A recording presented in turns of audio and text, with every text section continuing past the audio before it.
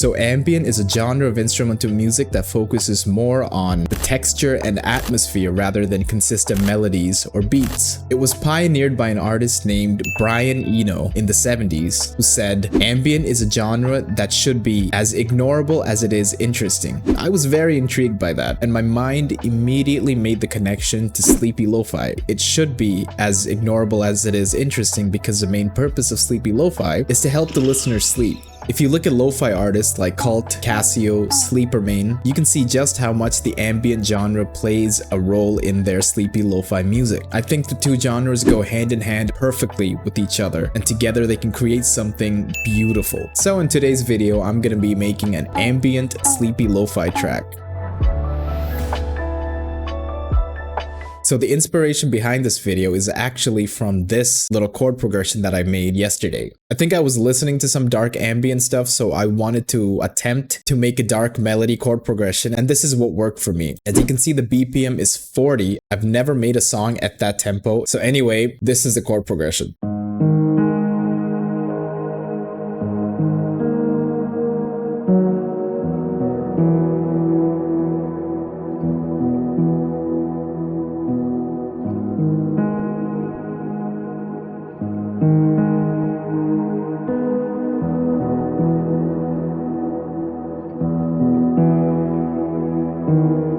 So the plugin that I used for that is the Originals Felt Piano, which I introduced in last week's video where I made an entire lo-fi beat using only sounds from this plugin. And for the effects, first I have an EQ where I cut off the sub frequencies and some of the low mids. And I also cut off the highs, which I don't usually do with the piano, but then I just assumed that I'll be using a lot of ambient sounds, so I just wanted to be prepared. Anyway, after that, I have an OTT. I'm cutting a little bit of the highs and also the down compression. I've reduced it. After that, I have an effect rack with the random whisper delays preset. It delays certain notes and frequencies, so it makes it sound very ethereal. I think it's perfect for ambient and sleepy lo-fi. Then I have the wider. I'm widening everything above 286 Hertz. The final touch is I've routed the piano channel to the second, where I have the Valhalla Supermassive with the Hydra Harp preset. Together we get this. 16 bars should be more than enough. Now let's start building a lush soundscape. So we need a lot of pads, to be honest. Generally, ambient tracks, the chord progressions are made with pads, not piano. But since this is an ambient lo-fi track, I thought piano was very much necessary. A few moments later. Ooh, okay, I discovered something by accident. I was going for a pad, but then I found a sound, just started playing some notes, and I just added to the etherealness of the track. So let's see if I can repeat that. If you're like me and you're deathly terrified of recording with the metronome, do this. Keep the recorder off, randomly just play it until you get it on beat.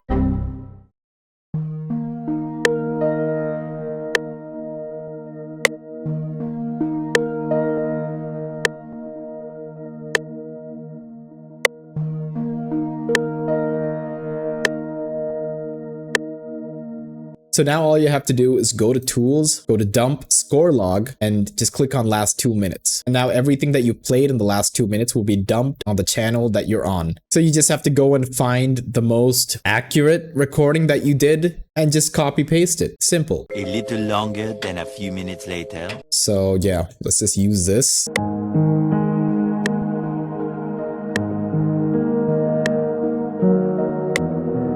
I'm not entirely sure about it. It does add a bit of mystery to the track that I really like, but this is what it sounds like.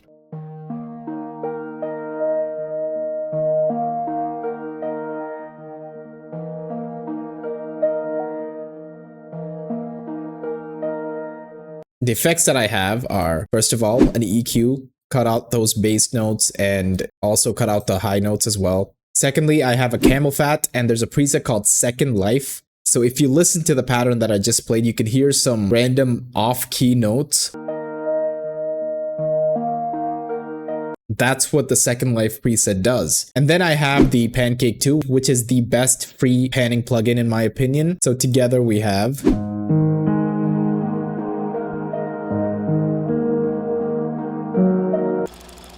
So my plan is to choose two pads, have them play the same thing, but then pan them left and right so that we'll get this extremely wide and full sound.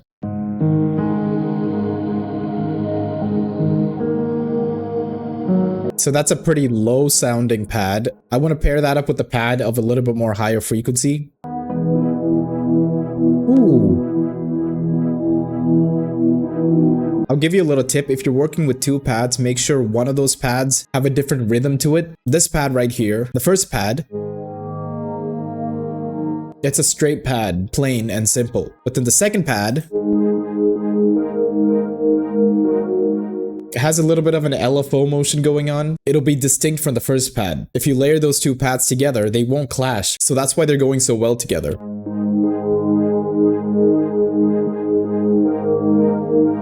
I might even end up increasing the BPM a little bit more because I just remember that it's also supposed to be a sleepy lo-fi track, and I haven't heard any sleepy lo-fi that low in tempo. Let's bump it up to 45.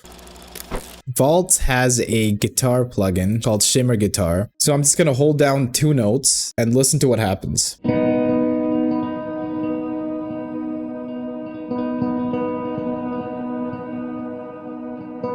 It sounds like a guitar wind chime just blowing in the wind. I was originally gonna go for an electric guitar melody, but I think this suits the ambient side of the song better.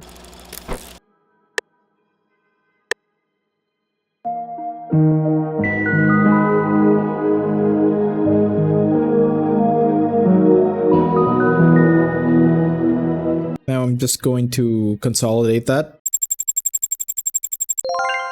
And I think now would be a great place to add a Hydra harp. But I need to make it stand out a little bit more, so I will add a ozone imager. What I could also do is make this unique and then reverse that and see the magic happen.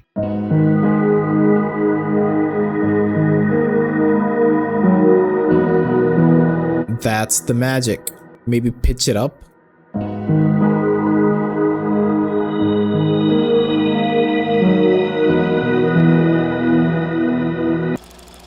Now before we add the drums and the bass, I'm just going to load up another Originals felt and make a piano melody.